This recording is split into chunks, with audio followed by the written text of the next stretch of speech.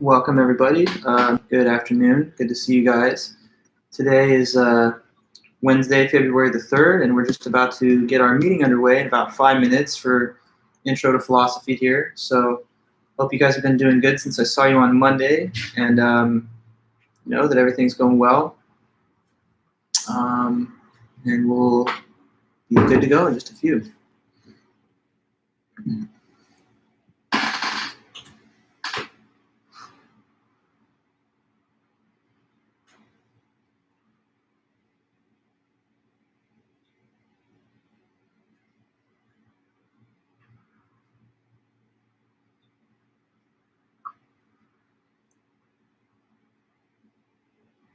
Fiction, of course, you just pass. Over here, you can. Hey, I'm having a good day. Hi, AJ. Good to see you there.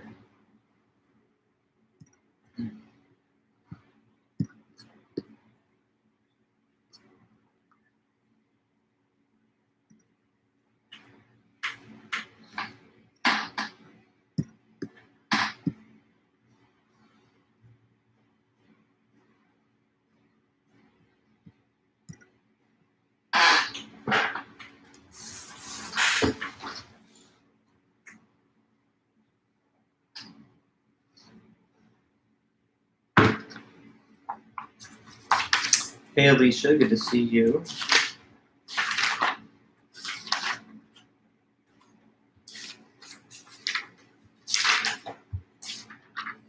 Hey, Brandon. Good to see everybody. Glad you guys are here.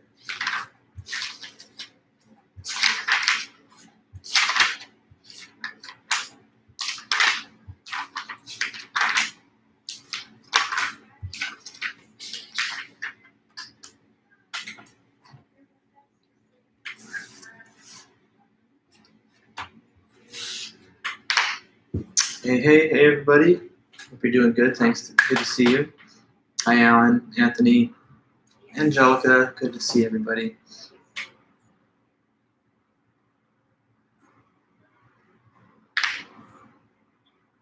It's a pretty nice day over here in Long Beach. Sun is shining, so always appreciate the nice weather.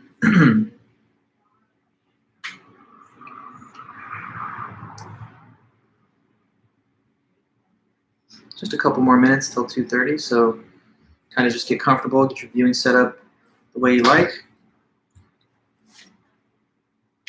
There, Mia.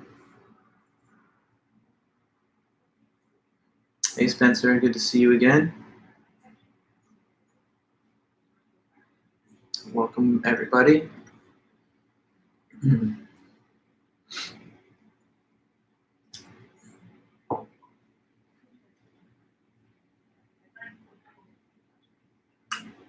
Hi, Tina. Hi, Diego.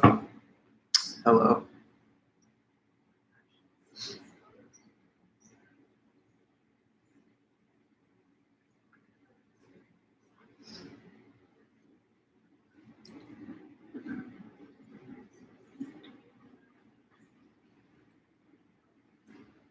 Hi, Sylvia, Emily. It's great to see everybody. Just another minute here, according to my watch.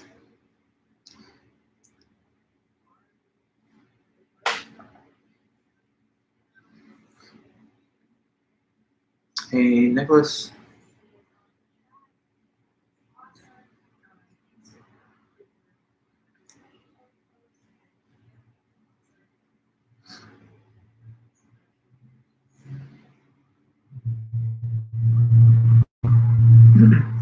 Hi, Angeline. And Gabby, Jasmine, and Ali. Appreciate you guys. Hey, Ismail. Nice.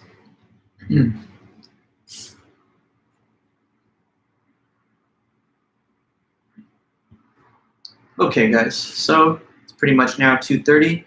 Hey there, everybody. I see all you guys here in the chat. Great to see all you. So first of all, as I will try to remember to do each time, many of you have already said hello, and I appreciate that. If you haven't said anything in the chat just now, please just mark your attendance, I guess, by typing in a comment, whatever you would like. And as I would repeat, if you have a username that's different from your name on the roster, then make a mention of your name in the comments so that I can make sure to give you your, well, it's not credit or anything, but at least that way I can make sure to monitor how you've been attending throughout the semester. So if you haven't yet said hello or tapped into the chat, please go ahead and do it and include your name if it's not already in your username. Okay, guys, so welcome back. I hope everyone had a great couple of days since Monday. Today we're just going to continue to expand on the theme that we're working with right now in the class, which is the philosophy of religion. And we're going to have an interesting kind of change of argument today, because we've been really looking at the ontological argument for the first few lectures, Anselm's classical argument that God exists based on the definition of God as the greatest conceivable being. But now we're actually going to look at what is a different argument for God's existence. So, we studied Anselm, we learned about the at least three major objections to his work. But there are many other interesting arguments for God's existence too. And to be honest with you, if it was just coming from my opinion, I kind of feel that the one that we're going to learn next is what I consider to be the most impressive argument for God's existence. So if I was, in the market for some kind of persuasive argument that God exists, I would probably lean more on the cosmological argument than the ontological argument. That's just my view of it. I mean, there's definitely fans of all these different arguments and big time, followers of the ontological argument, etc. But to me, I think the cosmological argument just has a little bit more appeal because it has more to do with cause and effect.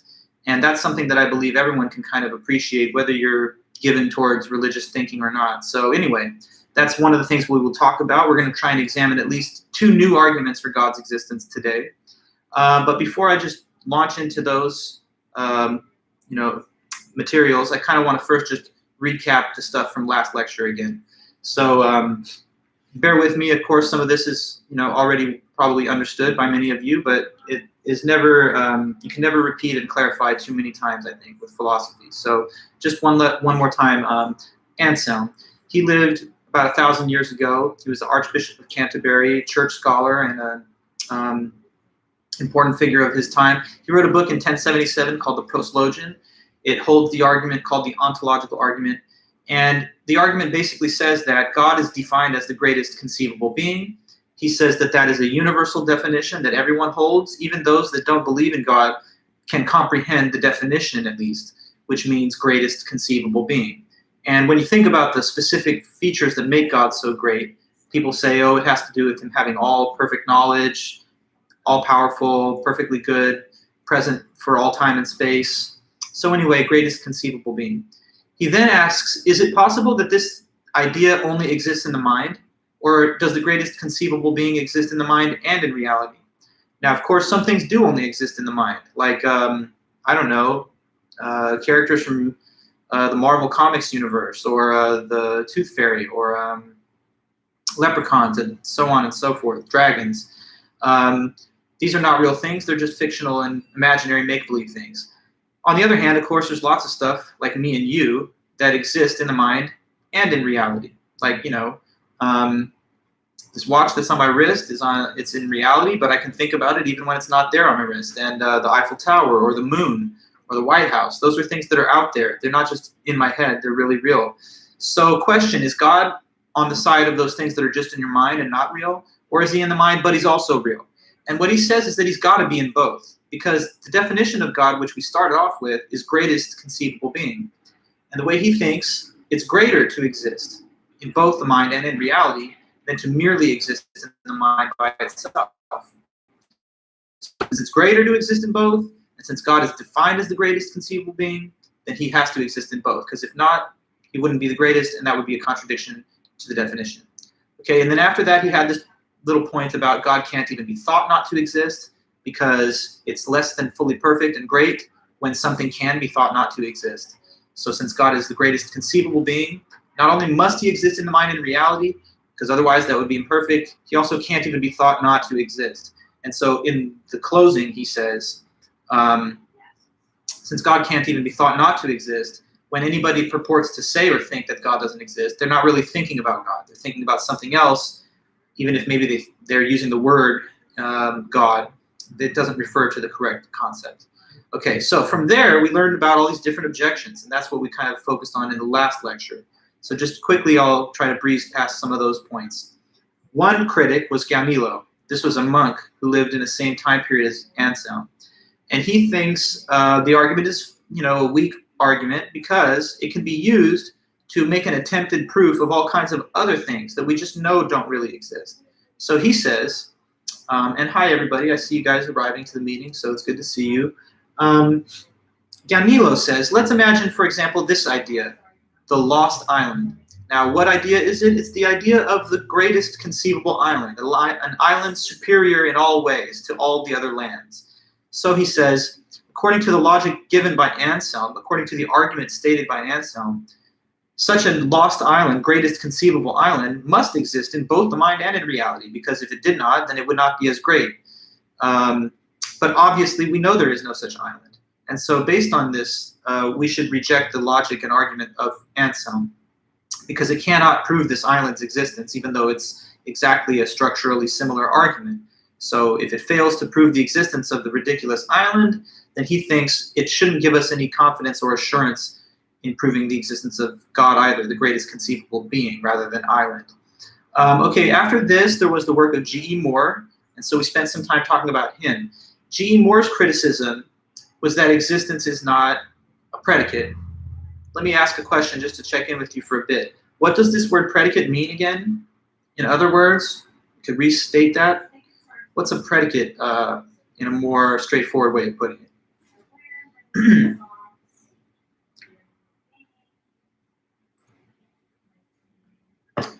Yes, it's an attribute, right?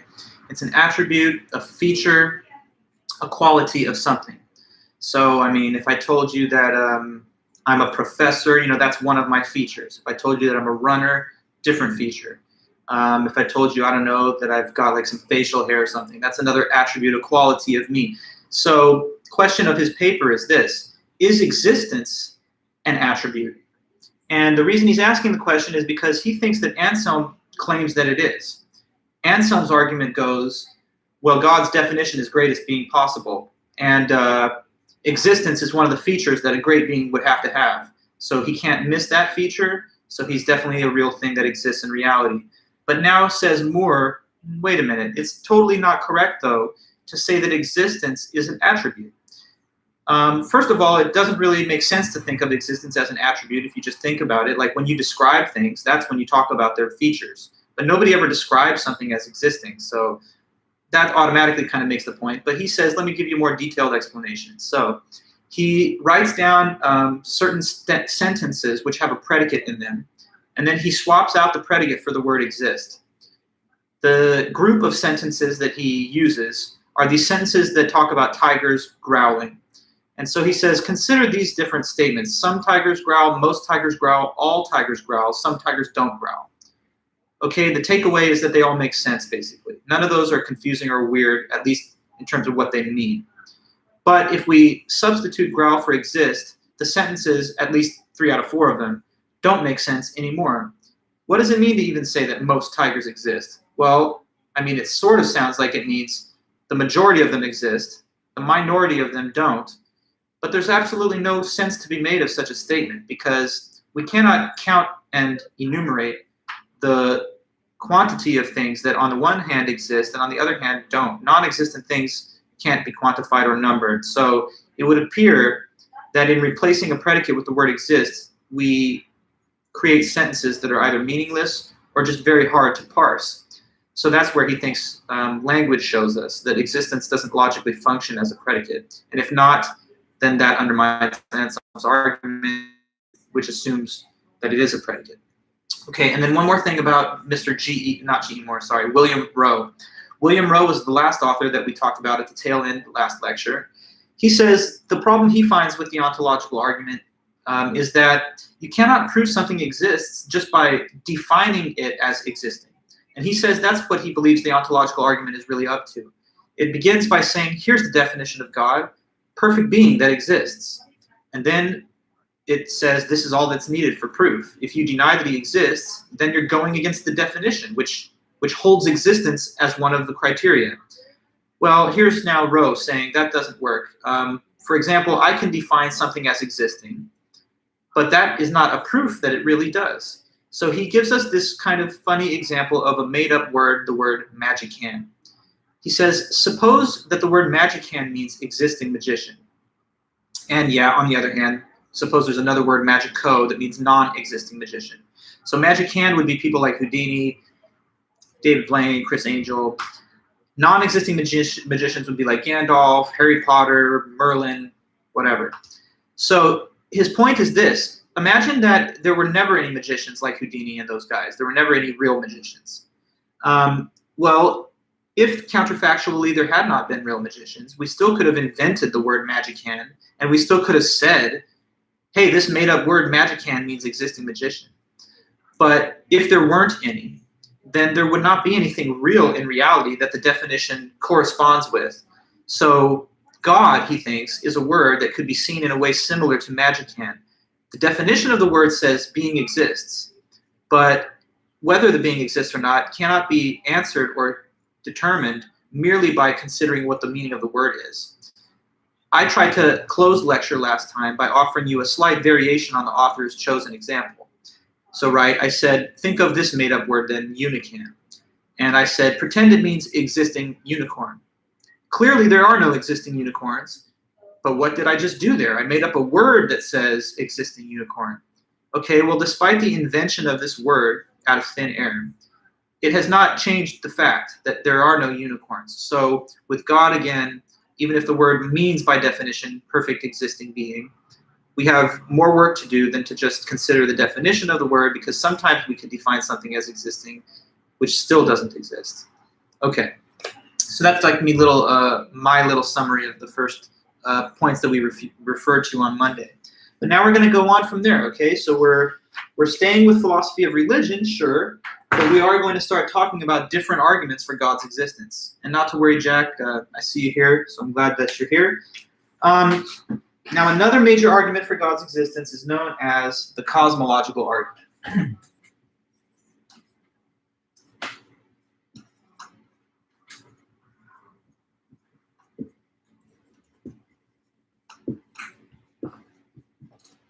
So that is the argument du jour, the argument of the day, or at least one of them. We'll try to get to two of them, but at least we'll get through this. Not to worry, Daniel. I'm glad you made it, so here we are. Cosmological argument. We're looking at a version of this argument that was written by the American philosopher Richard Taylor. So he's our author. Get the textbook open to that.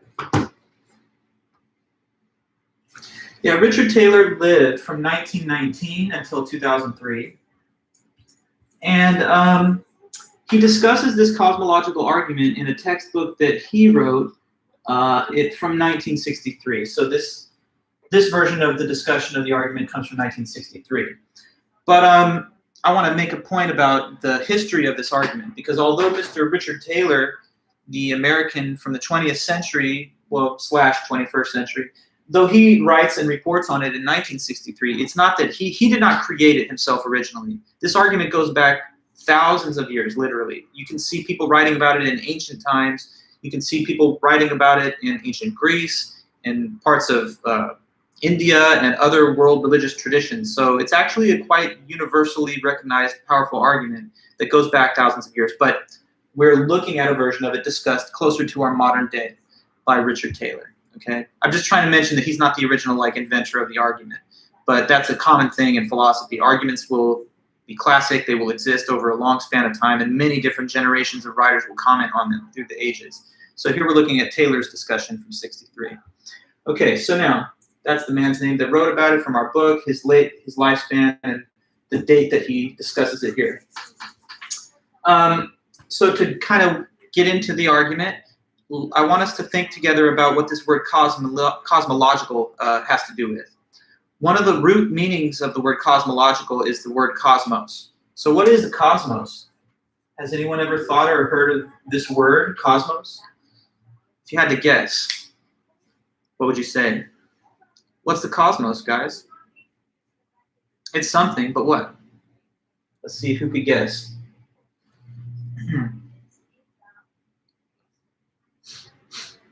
I think it's somewhere in your head, this idea of the cosmos. You say space. Okay, good. Right.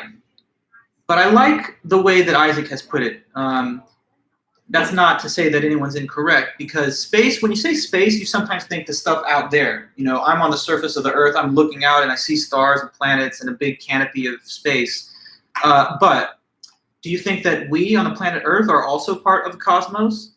Well, yes, of course, because we're just part of the big objective universe. So in essence, the word cosmos simply refers to the entire universe, the whole thing, not just a little part of it, not just one planet, one galaxy, one galaxy supercluster or whatever, but the entire far-flung expanse of the whole physical universe. So the cosmos, the universe, everything that exists. Okay, so the cosmological argument is named the cosmological argument because it's basically asking this question: how did the universe come to exist? Why is the universe here? What could possibly be the explanation for the existence of this universe? And the argument basically starts with that kind of question, and it leads us toward a conclusion that it had to be God that created the universe. So, that's the big picture, but we have to get into the details. So I'm just kind of previewing the argument for you by telling you what its major assumptions are. We live in a big universe. It holds all space and time. But where did it come from, and how could it ever get started, or whatever? Well, thinking about such questions, the author and the argument lead us to the existence of God, or at least so some would argue. Okay, so let's try now break down all his little details, because there's quite a few of them in the essay. So as he starts the discussion in the book,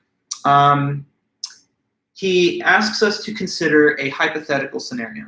Okay, so this is a little bit of a thought experiment. Sometimes we call it that in philosophy. We need you to kind of transport your mind to an imagined setting so that you can consider certain concepts for the purposes of this argument. All right, so I want you to imagine this: the situation of walking around, just having a nice stroll in the woods. Okay, so imagine that that's you. You're walking, you're hanging out, it's like nature.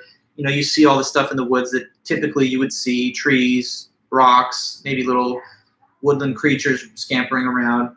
But now, okay, along your nature walk in the woods, you see something quite unusual. Okay, so imagine that on your walk, you come across this big sphere just sitting there in the woods. So here's you. And then here's the sphere. It's a little light glinting off the curved surface of the sphere, even though it's a two-dimensional stick figure in a circle. I'm trying to, bring in a little bit of artistic flair. Doesn't matter though. Here's you see the sphere, you're in the woods.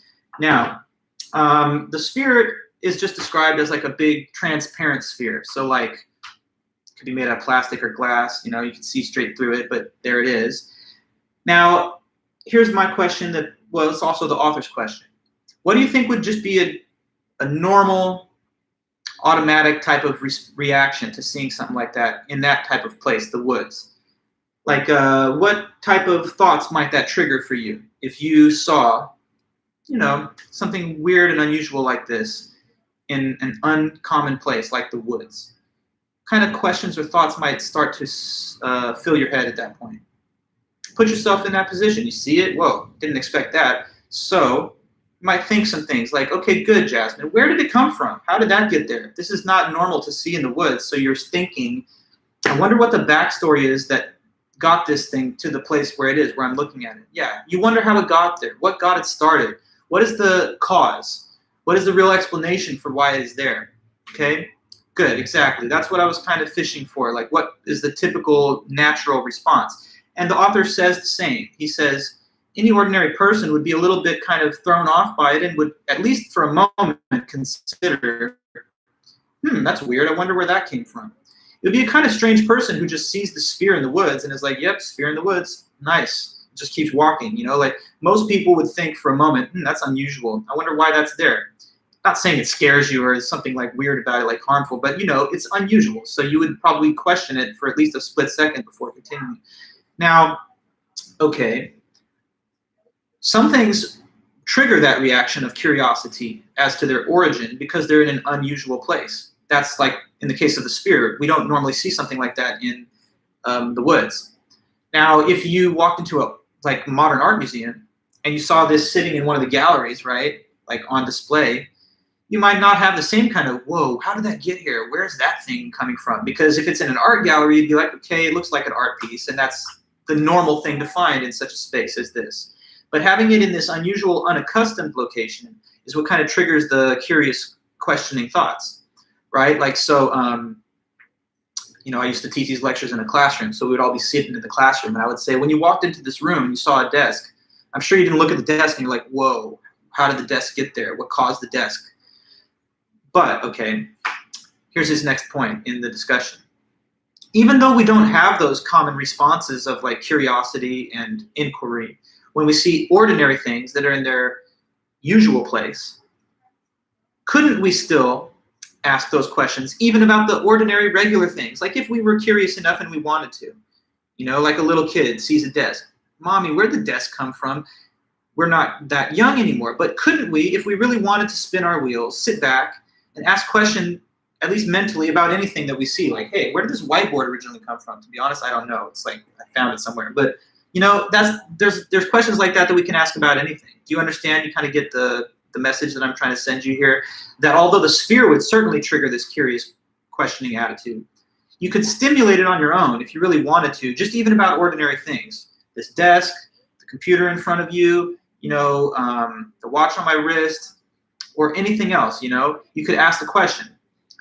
And why is that question available to be asked?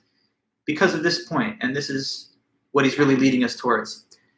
You know that even though you're not yet aware of the origin story of the so-called sphere, that it had to come from somewhere, right? Nobody would sit back and think, maybe that thing came out of thin air and it just emerged out of like a black hole. No. Everybody knows that when something exists, something caused it to exist. Even if you don't personally know what those causal backstories are, there has to be one, right? So like, here's a desk. I bought it at Living Spaces. Do I know exactly its ultimate origins? No, but I'm sure it's something like, raw materials were taken from the planet somewhere and put into an assembly process and then, distributed through whatever commercial transportation to the places where they can be sold at retail to people like me. Even though I don't know the particulars of exactly what forest and wood was the source and origin of this, I know there has to be some fact about it, even if I'm never going to learn about the fact. Okay? So this beginning point where he's talking about the encounter with the sphere, it's really just to get this concept on the table for you to understand that whenever something exists, whether it's usual, unusual, or something in between, there had to be a cause or an explanation for it in the beginning. Okay? So that is what he calls the principle of sufficient reason. And that's a very well-known principle in philosophy, science, and logic. It's just a statement that, here, I'll write it. Principle of sufficient reason.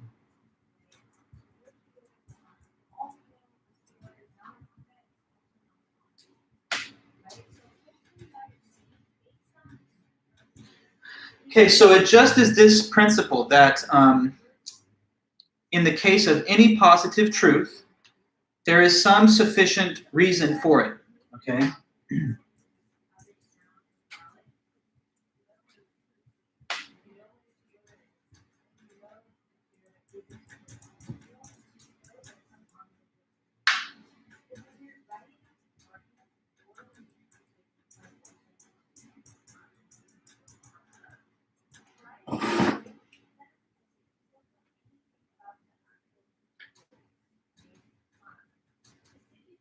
In other words, and I'm just going to add one more little note to this definition.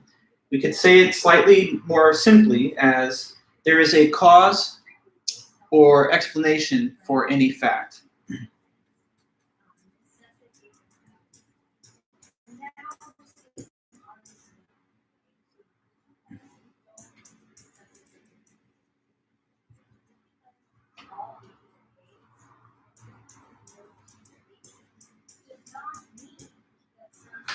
Okay, there you go. So principle of sufficient reason.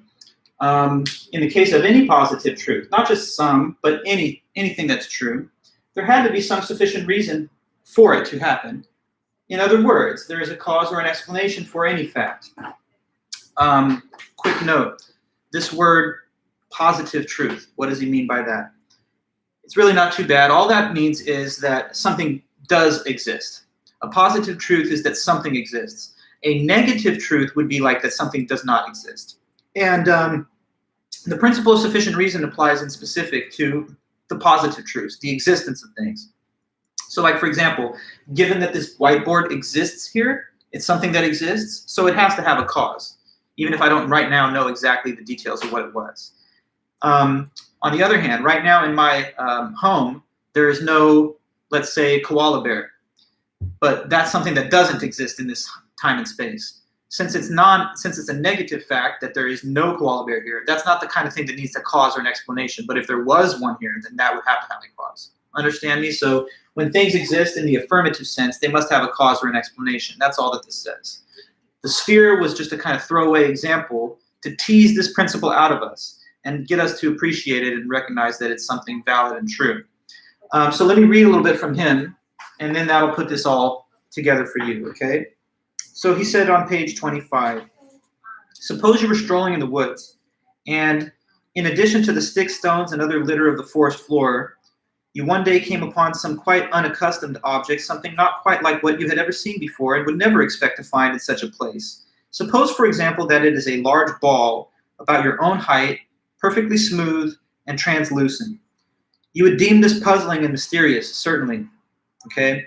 But if you considered the matter, it is no more inherently mysterious that such a thing should exist than that anything else should exist.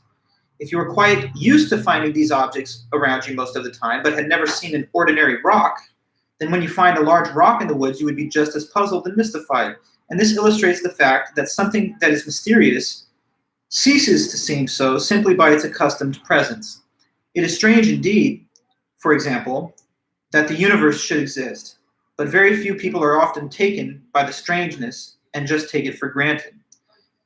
Suppose then that you have found this ball and are mystified by it. Now, whatever else you might wonder about it, there is one thing you would not question.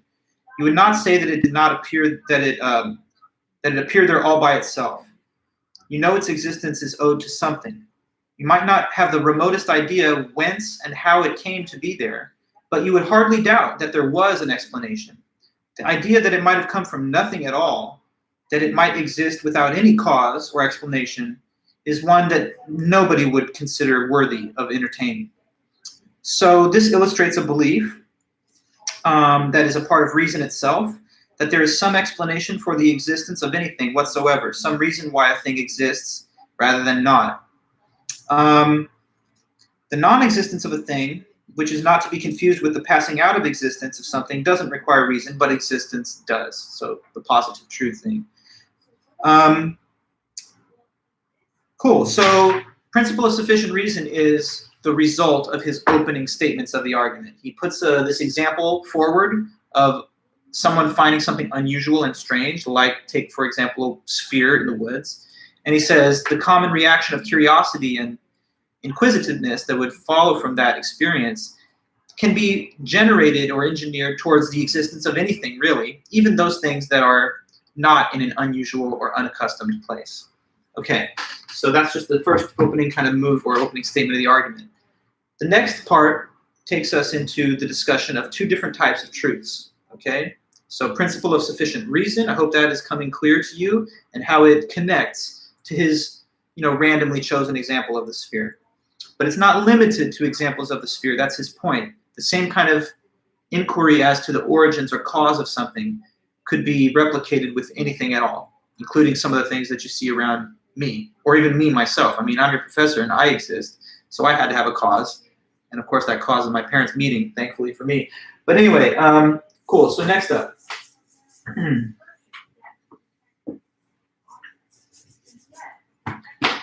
So there are two types of truths. This has to be really set down and made clear.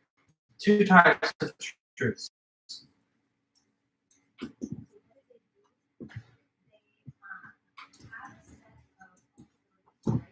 Okay, So on the one hand, we have what are called contingent truths. On the other hand, we have what are called necessary truths. So let me write those down, define them, and then we'll come up with some good examples, I think. So contingent truths.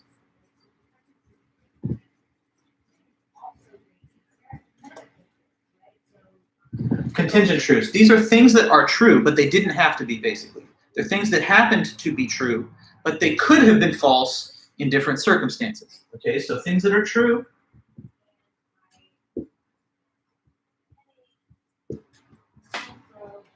but could have been, is possibly, could have been false in different circumstances. If these different circumstances had happened, then the contingent truth or fact would not have happened. That's contingent truths, okay? So before I mention the other type, let's talk about this. Contingent truths, things that are true, but if some stuff had happened a little differently, then that would not have been true, okay? So let me see, before I hit you with a bunch of examples, if you can come up with anything that you think matches this description. Can you tell me something that's true, but it could have played out a different way? You know, it didn't play out that different way, but it could have if things had been different. So tell me something along those lines, like a fact about our world, but it's just contingently true. It's a contingent truth. Let's see who can throw something out there. It's okay, you know, if we have a couple of bumpy steps along the path trying to get this clear, but we will get there. So yeah, okay, good. So you say dinosaurs are extinct. That's a great already example there. Dinosaurs are extinct, and it's true. But what caused them to be extinct? I mean, there's different theories, but whatever caused them to be extinct, I guess might not have happened in a different counterfactual set of events. Was it an asteroid that collided with the planet Earth and destroyed them? Well, maybe that asteroid could have been knocked off target and failed to strike the Earth. In that case, maybe dinosaurs would still be out here, or maybe they would have evolved to be more intelligent than they used to be or something. So that's a great example, good. The Union won the Civil War, absolutely. Very happy that that happened, but I guess going back in history, it's not impossible to think of a scenario where the Confederacy had won, and if that was the case, wow, I don't even know what kind of country we'd be living in now. But sure, another good example. The outcome of a war can't be predestined or foretold. It's something that depends on how things play out. You attend CSUF. That's a good example also, Summer. You're here, you're a student at CSUF, but maybe you even got offers for other schools, or maybe you thought about applying to other programs. Maybe you would have decided in another possible world not to even go to college. So though you are here, it might not have happened in a different set of conditions. Dodo birds went extinct. Good. Same kind of idea as the dinosaur example. Making an error in a sports game that could change the course of the game. Oh, I like that a lot. Yeah, let me think about that. Well, you know, this is a kind of obscure if you know much about the NBA, but when the Cleveland Cavaliers played against the Golden State Warriors, LeBron's last year there, very late in the game. I mean, LeBron was playing an unbelievable game one. It was like one of the most, I feel like, immaculate basketball performances personally. But then at the very tail end, who was it? You know, that guy who's really good at shooting. Oh my goodness, I'm kind of like, his name is escaping me. But anyway, he didn't know the time, and he was supposed to call timeout. J.R. Smith, yeah, J.R. Smith's mistake. If he hadn't made that mistake, I believe that the Cavaliers would have won the game one. So anyway, random example. You gave me the case of someone made an error in a sports game. Didn't Chris Webber famously, this is a little maybe before your time, but he tried to call timeout when they were out of timeouts at the end of the college championships, and that ruined their chance at the title. So funny example is good. Trump was our president, yes. He did win, I guess, but you know, had the votes gone differently in 2016, and maybe some other things too, then he might not have been the president. Correct. On and on and on. These are all good examples. Schrodinger's box, very, very heady example. I don't know. I might want to save that for a little later in the class. We will actually talk about Schrodinger at a certain point. Okay, guys. So yeah, the Fab Five. You know exactly what I'm talking about, Anthony. So, anyways, contingent truths. Things that happened that were true, but they didn't need to have happened, and they could have played out differently. On the other hand, though, there are what we call necessary truths.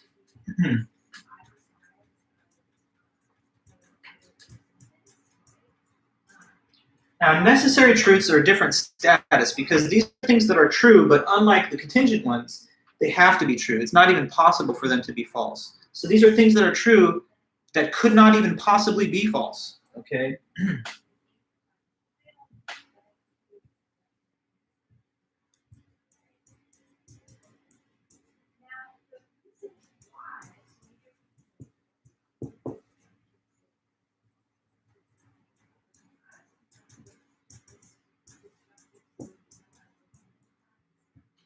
Okay, so necessary. It's not optional for these things to be false. It's not. There's no scenario you can imagine where they're false. So it's not like the contingent ones. These necessary truths, perhaps it's a little harder at first to supply examples. I understand that because it's a little bit like you really got to think outside the box. What's something that could never be false? Diego, okay, you say that you're 6'3". Sure, but that's not necessary truth. Your height would change if, I don't know, if you took an accident and you lost your legs from the knee down, right? So though you are 6'3", I mean, it's not a bad example though, Diego. I didn't necessarily mean you had to delete it. I like all these examples, even when they're somehow tentative. Sometimes you're exploring, you're trying to figure it out. That's totally fine. Summer, you say the Earth is round.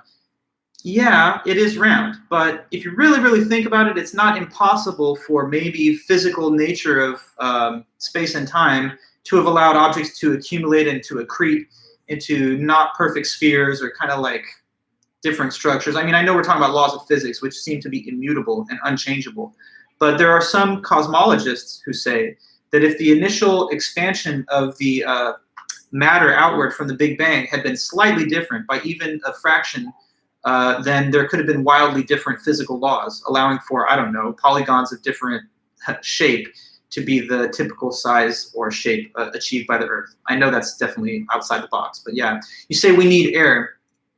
Okay, correct. We need oxygen as these life forms that we are, but I think it's possible for there to be life forms in a biosystem where there is no oxygen. Like, it's not impossible to consider the existence of like little microbes and stuff that feast on things other than oxygen. And I know we are not those microbes, but if you imagine weird and wild counterfactual trajectories of world and universal history, maybe that could have been the case. That the sun is hot, laws of physics, we have to die. Well, no, actually, Catherine, I mean, we probably will die, but who knows? Maybe we'll find a way to upload our consciousness onto digital computers or something in the future and live on in the matrix. But, you know, at any rate, let's see. I like your example, Alicia. That's very good. The square root of 9 is 3.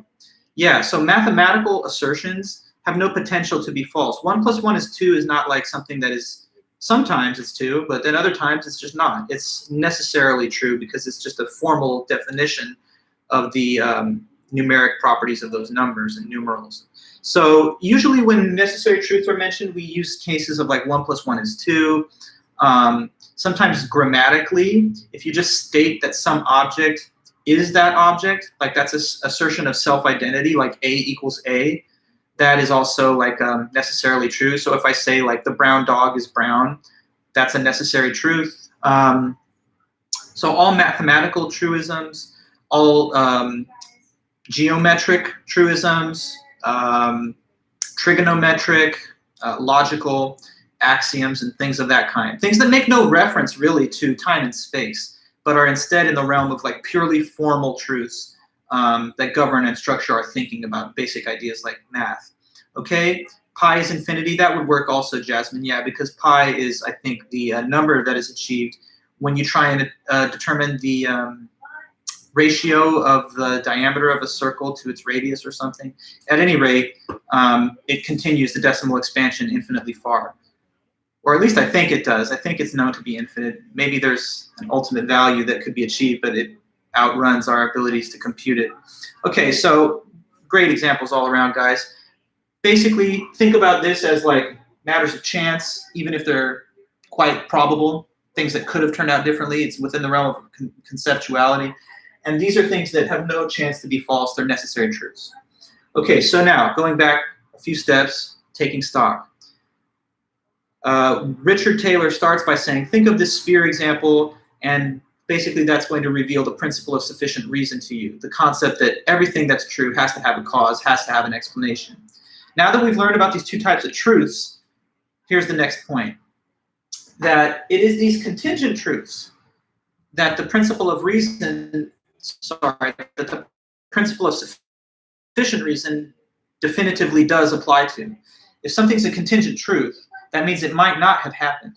So there had to be some kind of causal factors which determined that it would happen rather than not.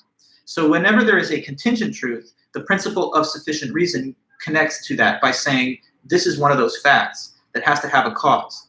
Contingent truths depend on something else. They don't happen just no matter what. They only happen if certain contingent events occur first. So with regards to the contingent truths, the principle of sufficient reason says they must have a cause, must have an explanation. Okay, so the argument has a few more steps. The next point is this. We says the cosmological argument, so it's about the universe overall. And here is a fact that he says nobody can possibly deny. It's this fact. The universe exists.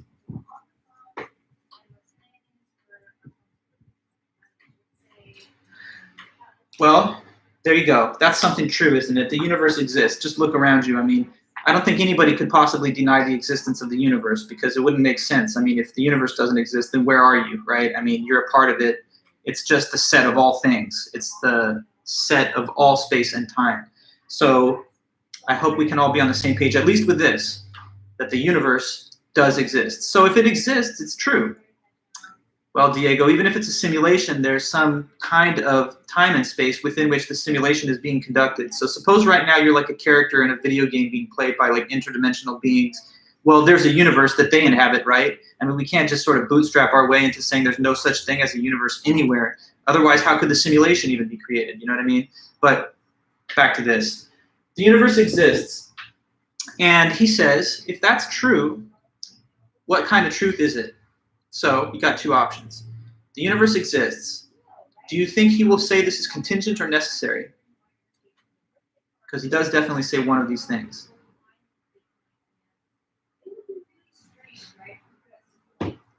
It's either contingent or necessary. So the fact that this universe exists, think about it. Should that be considered contingent or necessary? And okay, good. So I see Spencer and some others that it's contingent. Alicia, Jasmine, you're saying necessary. Well, I'm going to have to break the tie, basically.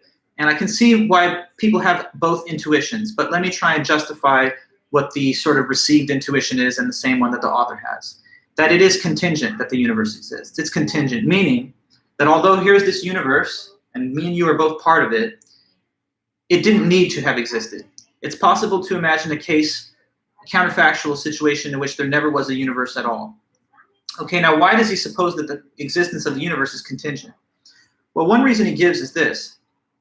Every event and object that's a part of the universe is contingent. So if all the parts are contingent, wouldn't you assume that the whole thing is as well? Right? So like me and you, for example, we are contingent beings. We might not have existed if, fortunately enough, our parents hadn't had the meeting they had earlier in life, because of course they didn't know each other from birth. So that's a meeting that might not have happened, but it did, and here you are, and so am I. So that's nice. But our existence is contingent. And as we zoom out and out, what about the planet Earth? Well, the planet Earth is like, you know, a planet that orbits the sun. But if celestial events way back in the universe's prehistory had occurred differently, maybe our sun wouldn't have been capable of supporting life here. Or maybe the planet Earth would not have formed. It could have been struck by a giant asteroid at some point in the past, obliterating it completely, or getting sucked into a black hole by a neighboring, major black hole or something. So the Earth might not have existed, the Milky Way galaxy, and as we go out and out and out, it looks like there's no system or structure big enough that we couldn't contemplate a possible situation where it didn't exist. So, long story short, the universe exists, and he says that is a contingent truth. It might not have existed, even though it does. So if the universe is contingent, okay, and by the way, that also seems to be a point of, I think, general agreement between most people on both sides of the debate of God. Those that are atheists, most of them still believe in the Big Bang. And if the Big Bang had not happened, then I guess there wouldn't have been the universe. So it's still contingent according to that paradigm. And if you're a theist and you believe in God, well, God's will is what chose to make the universe. But if he had not wanted to do it, then he would have been free not to create it. So there could have not been a universe had he not made the decision. So there's room to think that the universe is contingent, no matter whether you're secular, religious, or something in between. And that's what the author believes is the kind of dominant viewpoint in the history of religion and in philosophy, that it's a contingent universe that we are in. Okay, so if it's a contingent universe, then the principle of sufficient reason applies to this truth. In other words, the principle of sufficient reason would then say that since our universe is contingent, there has to be a what? What's the principle of sufficient reason say again? Let's connect it to our current statement. It says that whenever something's true, there has to be a what? Let me know. Universe seems to be a contingent truth, and according to the principle of sufficient reason, all contingent truths would have to have a what? A cause, correct. A cause, some type of reason or explanation behind them. Okay, good. So now he says there's just this one big question looming large over our discussion, and that is, if the universe exists and it has to have a cause, then what could possibly be the cause of the whole universe? What could be the cause of the universe? So he says, let's consider a few possibilities as to what could be the cause of the universe. And in the end, he's going to try and lead us towards the conclusion that the only possible cause would be God. Okay, so suppose that this little diagram is just a circle which I'm using to denote the universe. So the letter U is there. This is the whole universe, let's pretend. It's got everything that exists. Me, you, planet Earth, all the other galaxies and parts of space. It's all in there. First question. Could something that's in the universe cause the universe to exist? Could a part of the universe be the cause of the universe? Question. Does that make logical sense? Yes, no, why not?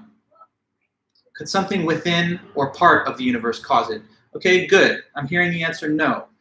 And that would be, in the mind of the author and most that make the argument, that would be the correct answer. Let's see if we can just get the reason though. Why is it impossible for the universe to be its own cause? How come a part of the universe cannot be the cause of it? It's something, it's a little bit of mental acrobatics, but I'm sure you'll be able to say it. Just think it through. Why is it not possible for the universe to cause itself to exist?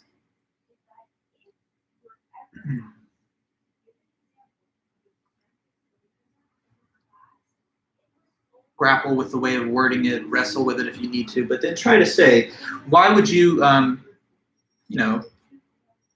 little child, kid, brother, sister of yours is like, hey, how come the universe can't cause itself? And so, Isaac, you say, because if nothing exists, then there's not anything that could cause the universe to exist. That's a good way to put it, yes. Sarah, I like your way of wording it. A cake cannot bake itself. Very good. Tina, it would be like saying you are the cause of your existence. Okay, very good. Like a person can't give birth to themselves. That makes no sense because if you're the cause of something, okay, let's be clear, you have to already exist in order to cause that thing, which is the effect. But clearly the effect cannot be its own cause, or else it would have already had to exist in order to bring itself into existence. So it just is not logical to say that. It's contradictory. So this whole concept that something in the universe is the cause of the universe, this does not make sense. Because again, it would have to already exist in order to be the cause. But we are trying to explain this universe as an effect of some cause. So it can't both be the cause and the effect. Okay, so let's try a different option. Could something that is contingent but different from the universe cause the universe? That's the second possible option. So the universe can't cause itself. That option, not going to work. It's not self-caused. Just like a person can't be self-birthed, as we've said. Just as Sarah, I guess, said, a cake cannot be self-baked, right? A cake baking itself does not make sense. Okay, well, what about this? Could it be that the universe is caused by something else that's contingent? I'm labeling this contingent thing C. Would that be possible? Let me see if you have an answer for this one. Could a contingent being, be the cause of our contingent universe? Is that one more viable or no? Why not? Let's see if you can tell me about this. New possible option. Not self-caused, but caused by something else that's contingent though. Would that make sense? Would that be possible?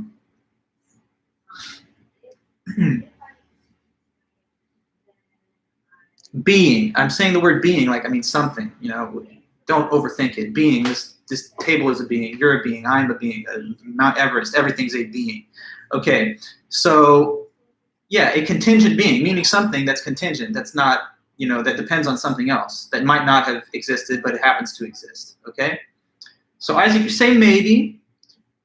It's a good, even if a little hesitant, let's see if anyone wants to hazard a more affirmative response here. So could a contingent being be the cause of the universe? I'll help you finish the thought, but I want to see what you've got in your mind first. Okay, so Isaac, you say yes, and Jasmine, you say yes. Well, let me play a little devil's advocate, though.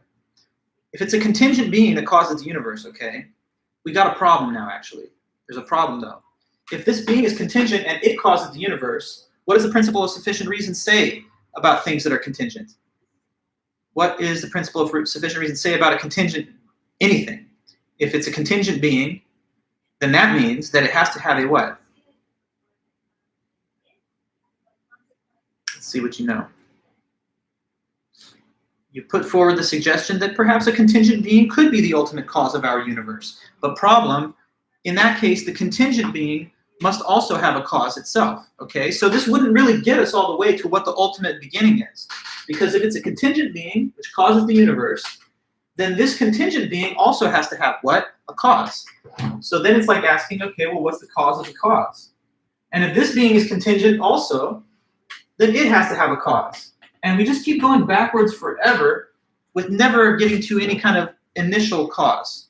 No first cause. You're right, Isaac. You say infinite contingency. The term that's used in philosophy is infinite regress. And an infinite regress is considered impossible. So this, he says, is also not possible because it would lead to an infinite chain of events. If the universe is caused by something contingent, then that doesn't take us towards the first cause. It just pushes us, like kicking a can down the road, to ask about what the cause of the cause is. And if that thing is contingent ad infinitum to infinity, then we never really get all the way back to any kind of origin of anything. And that, in the end, is not really satisfying the principle of sufficient reason. It just defers the question to another being. Our universe gets explained, but no explanation of what caused that, and etc. So he says the infinite regress is also not a viable possibility, because infinite regress, he says, is not logically possible. There's no way to have an actually infinite series of causes that goes back and back to infinity without ever starting anywhere. That makes you start to ask this question. Well, how does the whole series exist if there's no origin to it and everything is just a link in a chain that goes back without a beginning? So he says this is also not going to work. I don't know if any of you guys have ever watched the show Rick and Morty, but whether you have or not, you can imagine science fiction scenarios like this that have been explored in some of these kind of fun like pieces of entertainment that people have created. So like in one episode, I think, if you know about this show, like Rick has created a whole kind of universe, and relative to that universe, he's the creator of it. So he's like the god. But then there's like another Rick in a higher part, in another universe that's the creator of this Rick, and it just kind of goes back and back and back to infinity. So you're imagining scenarios like that as I present to you this concept here on the board. Again, the takeaway from our author Taylor is that this is just as much impossible as saying it's causing itself, because it just pushes us back to an infinite sequence of events, which ultimately has no explanation. So there's only one possible answer then, he thinks, and it's different from both of these. It can't, just a power his car, it's funny, yeah. So it's not self-caused, it's not an infinite regress, so what is really the cause? Let me make sure this is clear. It says infinite regress is impossible. So that's why this won't do. So then, what is the right picture? Here's what he says. The correct analysis is that here's the universe, but instead of it being caused by something that is contingent, it's going to be caused by something that's what the other kind of thing? We define two types of truths. So let's all come back to that. The cause of the universe is not going to be a contingent being that depends on something else. Instead, it's got to be a what kind of being? Necessary. Very good, Jasmine. Yes, so a necessary being is the cause of the universe. And what is that necessary being? Well, let me explain. Necessary being means this is something that has to exist and it could not exist. God is thought of as a necessary being because God is not contingent. contingent things depend on something else for their existence. But God is thought of as a being which is ultimate and self-standing, and so he himself doesn't need a cause that explains his existence. Everything depends on the necessary being. The universe and all the contingent things in it depend on the necessary being, but he depends on nothing. So he is like the source of all change, creation, and movement, and everything traces back to him. And where the buck stops, like where the causal story ends, it terminates with God. He's the beginning, and there's nothing behind him that's the ultimate cause or reason for him. So he says, unless we suppose that the universe is caused by a necessary being like God, we would be presented with an impossible set of options. We would then have to assume either that it's self-caused, which does not make sense, or we would have to say that it was caused by something that depends on other things. And if that is so, then we still have to continue spinning our wheels, considering what's the cause of the cause of the cause, getting nowhere ultimately. So wherever the causal chain terminates and reaches the first link, it has to run aground at a necessary being, because otherwise it wouldn't be the first event or cause. So you follow what I'm saying? The only possible cause of our contingent universe is a necessary being, because if it weren't necessary, it wouldn't be first. If it weren't necessary, it would be a dependent thing that requires a further explanation for why it exists. And since an infinite regress seems to be an impossible scenario, the only way of avoiding that is to consider the cause of the universe not to be contingent. So everything depends on something else except for God, the necessary being. And that, he believes, is the only logical explanation for why our universe exists. So looking at the argument overall, let me try to summarize the main points one last time. He's saying that clearly we have a universe that we are a part of, and we can ask the question why it exists or how it exists, what caused it to exist. That is the principle of sufficient reason. And he gets us to think of the principle of sufficient reason by stimulating our mind with some chosen examples, like of a sphere that one finds in the woods. Once we understand the principle, we notice that it can be applied to pretty much anything and everything, including the universe itself. So the universe exists. There are different types of truths. Some are contingent. Those are things that could have been false and they depend on something. And then there are necessary truths which could not be false and they don't depend on anything. So then, the universe being contingent must have a cause. Last question is, what could be the cause? It can't be self-caused, because that's contradictory. It cannot be caused by something contingent, because this implies an infinite regress, which ultimately doesn't explain the origin of all things. So the only remaining possibility, given what he's said, is a necessary being, and that is just God. Now, Jasmine, you say science believes that it was the Big Bang, but what was the cause of the Big Bang? Well, correct, Jasmine. I mean, according to the cosmological argument, the Big Bang, if it's something contingent, must be explained by some other antecedent factor, and this still takes us towards an infinite regress. On the other hand, if the Big Bang is just the scientific description of God's act of creation, then I guess that would remain consistent with his own argument here. Now, there are definitely ways to resist this argument. There are criticisms and objections, just as we learned when we talked about the ontological argument. But in my opinion, anyway, I think this argument has a little more going for it. It's a little harder to defeat than the ontological argument, because as I see it, the ontological argument really does crucially revolve around the definition of God that is assumed to be universal to all people. And I'm kind of, impressed by the objections which say that you can't really prove something exists merely by thinking of a definition of a perfect being or whatever. Building a bridge from a concept in the mind to certain conclusion that the thing really exists based on the definition is suspicious, perhaps, reasoning. But this one is a little harder, I think, to defeat, just because we know the universe exists, and that's something that we cannot deny.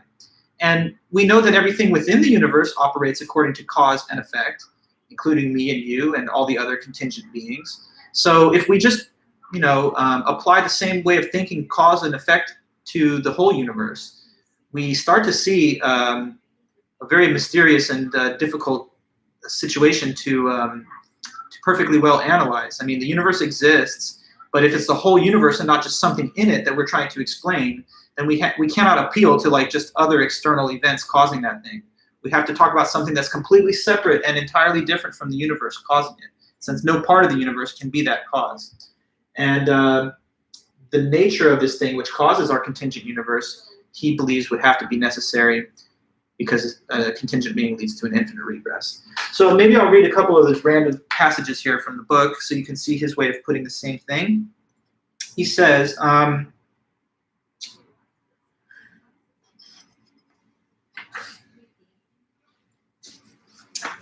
got to look around a little bit. Yeah, so on page 20, it says, from the principle of sufficient reason, it follows that there must be a reason not only for the existence of everything in the universe, but for the universe itself. Well, let me read that again because I was trying to eliminate the way he worded it, but he says, the existence of everything in the world, but for the world itself, meaning by, quote unquote, the world, simply everything that ever does exist, except God, in case there is a God. So just know that when he uses the terminology world, he does mean the whole cosmos, not like just the planet Earth, which is sometimes what people mean when they say world. He's using world in the more general sense of like all things except for God. This principle does not imply that there must be some purpose or goal for everything. All the principle requires is that there be some sort of reason for everything. And it would be odd to maintain that everything in the world owes its existence to something else, and then to deny this of the universe itself. Okay, so trying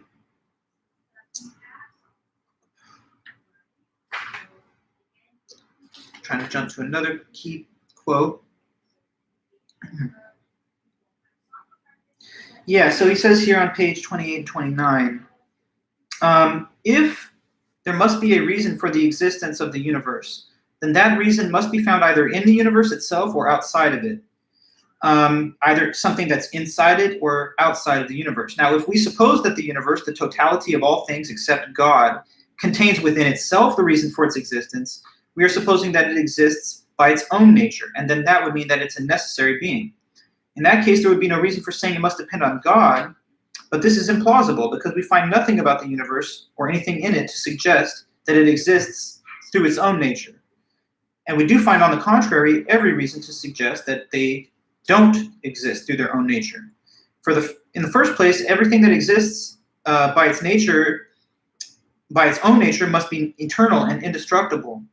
It would be a self-contradiction to say of anything that it exists by its own nature and at the same time that it comes into being or passes away, or that it ever could come into being or pass away. Nothing about the universe seems like this. For anything in the world, we can perfectly think of it being annihilated or never having existed in the first place. So there seems to be nothing in the world then concerning which it is plausible to suppose that it exists by its own nature or contains within itself the reason for its existence. In fact, everything in the world appears to be the opposite, namely, something that not only didn't need to exist, but at some time or another doesn't exist. Everything in the world seems to have a finite duration, whether long or short. Most things, such as ourselves, exist only for a short while. They come into being and soon go away. Other things, like planets and stars, last much longer, but they are still finite. And from all that we can gather about them, they too are destined to perish. We arrive at the conclusion then that although the universe may contain some things that have existed a long time, it is nevertheless doubtful that it contains anything that's been there forever and that can never perish. So, the universe and the totality of all things must have some kind of cause. It would seem then that the universe is contingent and thus dependent upon something other than itself for its existence. If it depends upon anything at all, and it must depend on something, otherwise there would be no reason why it exists in the first place. That upon which the universe depends must be something that either exists through its own nature or doesn't. If it doesn't exist by its own nature, if it's contingent, then it would depend for its existence upon something else, and that would lead to an infinite regress. He says, the universe depending on something else, depending on another thing to infinity, or that the world depends on something that exists necessarily through its own nature and is eternal and imperishable, the creator of heaven and earth. He says the first alternative is impossible because an infinite regress doesn't give any good reason why the whole system exists in the first place. Instead of giving a reason why the whole universe exists, it simply refuses to give the ultimate explanation and pushes us towards another contingent being. Ultimately, then, it would seem that the universe, the totality of all things, must depend on something that is necessary and cannot perish, and that exists not depending on anything else but through its own nature. So that's God. The necessary being that he's talking about, the necessary truth, is this creator God that is independent, that doesn't need anything for his existence, but from which all other things derive. Notice that the cosmological argument doesn't make a specific claim about which branch of religion we are told to practice or whatever. It just says there's a creator God, a necessary being. And that is compatible with the scriptures or writings of different world religions, because all, at least the major monotheistic world religions, claim that there is a necessary being that's ultimate, indestructible, eternal, and does not depend on anything for its own existence, unlike us and maybe the universe. Okay, so that's the cosmological argument, everybody. I just wanted to kind of break it down for you guys in good detail. At one point in the essay, he says something that I guess I should mention, even though it's a little confusing, but he says, even if God and the universe have both existed forever, he still thinks that the universe would have to depend on God, even if it's eternal. Now, that's a kind of funny idea, because you might have thought, well, the only reason that we need to say it has a cause is because it hasn't been there forever. If it was there forever, then there wouldn't be any time in the past before it existed where it could have been created or caused. Well, what Richard Taylor is saying is he takes no position on whether the universe has existed forever or not. But he says whichever way you go, it had to have a creator God as its sort of cause that it depends on. Now, if it has not existed forever, which I think is the consensus view of most even scientists right now, if it hasn't existed forever, then that clearly creates room for God to have existed before it and caused it. But he says, even suppose that it has existed forever. Well, in that case, God and the universe can be co-eternal, both existing forever. But he says, even if they're co-eternal, the universe could be depending on God throughout that entire infinite time span for its existence, and not the other way around. So he gives this little metaphor to try and illustrate this point. So he says, think about a flame, okay? Here's a flame. And when you have a flame and it's lit, it gives off light. So let's say these little dashes are like the beams of light given off by the flare of the flame. It also gives off heat, of course, but we're focused on the light part for the moment. So when you light up a match, when you have a flame going, tell me, the light that comes from this flame, does it come at the same time that the flame does, or does it happen later? Like, here's the flame, and then it takes a while, and then there's light that it causes later. So do they happen at the same time, or out of sync, the light and the flame itself? The light produced by the flame and the flame, do they come to exist at one and the same time, or is there a delay in time?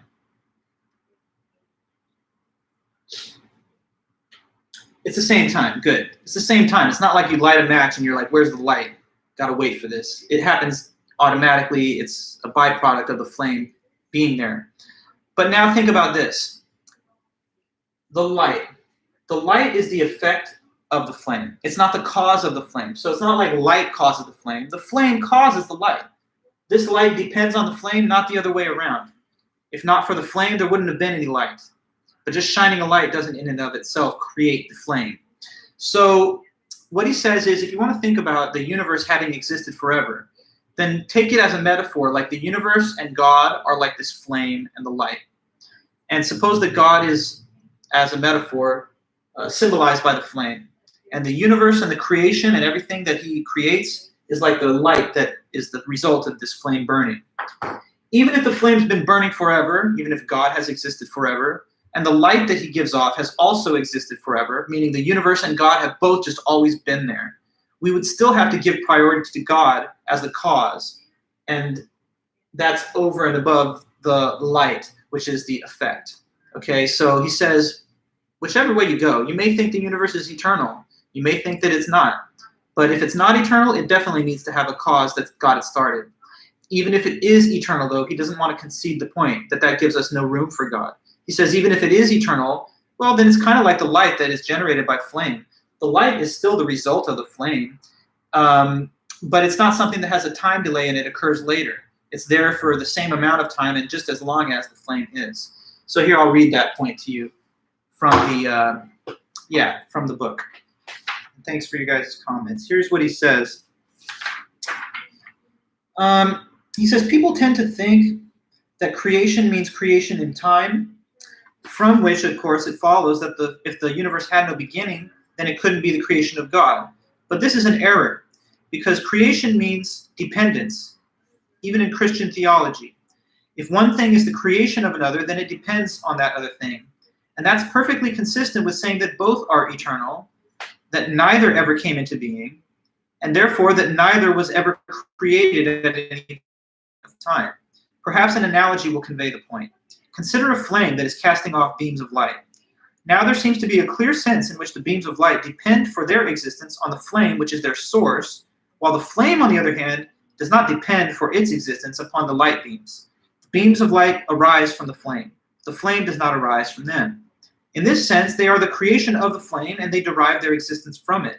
And none of this has any reference to time. The relationship of dependence in such a case would not be altered in the slightest if we suppose that the flame with the beams of light has always existed, and that neither ever came into being. Now, if the universe is the creation of God, its relationship to God should be thought of in this way, namely that the universe depends for its existence upon God, and could not exist without God. If God is eternal, as those who believe in God always assume, then the universe may be eternal too, although it doesn't need to be, without altering in the slightest the way that it depends on God for its existence, and therefore without altering its being the creation of God. Supposing God to be eternal, on the other hand, does not imply that the universe is eternal, but it doesn't rule it out either. So that's another way of thinking about the possible compatibility of having an infinitely eternal universe with still having it be something that's contingent, which depends upon God. When I was back at UCLA in college, thanks, Jasmine. I appreciate what you're saying, even though you're doing half of the work, right? I can only teach, but when you comprehend, you're meeting me halfway, so it's a good thing. But let me say this to add to that. When I was back at college at UCLA, I had a great professor, Professor Calvin Normar. He wrote one of my letters of recommendation, actually, so he's part of the reason why I'm here for you. But when he was teaching me the same material, he gave a different analogy. He said, okay, imagine that you have like a big giant who's standing in the beach. And he stands on the beach, and therefore he leaves a footprint in the sand, right? Now, I want you to suppose, well, before I continue, what's the cause and what's the effect between the giant and the footprint? Does the footprint cause the giant, or does the giant cause the footprint? Well, it's obvious, I hope. It's the footprint which is caused by him standing there. He doesn't exist because a footprint exists, but the footprint exists because he does. Now, suppose that this giant has been standing there in the beach for all eternity. Well, even if that's the case, the footprint and the giant have both been there forever, but still it remains true that he causes it and not the other way around. So if you like these metaphors, you could consider it to be parallel to our universe. Our universe being like the footprint and God being like this giant, which causes us simply as a result of his being. So he says, whichever way you go, whether the universe is eternal or not, there has to be some kind of causal explanation for it, which takes us to a necessary being. Because the universe is contingent, it depends on something else. If it depends on something else, it can't be its own cause. It also won't really get us to the final and ultimate cause to say it's caused by something else contingent. So wherever the buck of causation stops, it terminates with the necessary being that does not depend on anything else. So we and all things depend on God. He depends on nothing. And he thinks that's the only way that we can even get an explanation as to what reason we have for having a universe. So anyway, that's another argument for God's existence, guys. We've now added to our stock of materials. We've talked about the ontological argument, now the cosmological argument. And on Monday next time, we'll catch up a little because I wanted to also speak today about the argument from design. But we can get that in, I think, pretty quickly at the beginning on Monday. And then we'll pretty much be good to go following through our syllabus from there. So anyways, everybody, have a good weekend. I know it's pretty much class time now. Let me know if you need anything by email over the weekend, and I'll be sure to check my messages. But feel free then, I guess, to just say goodbye or hit the like button or anything else. And once I'm seeing that you guys are good to go and there are no leftover questions for now, we can be good for Wednesday. What's up, you guys? Everything's fine? Okay, so thanks so much, guys. Have a great day. Have a good weekend. and I'll be seeing you back on Monday. So until then, take it easy. Thank you.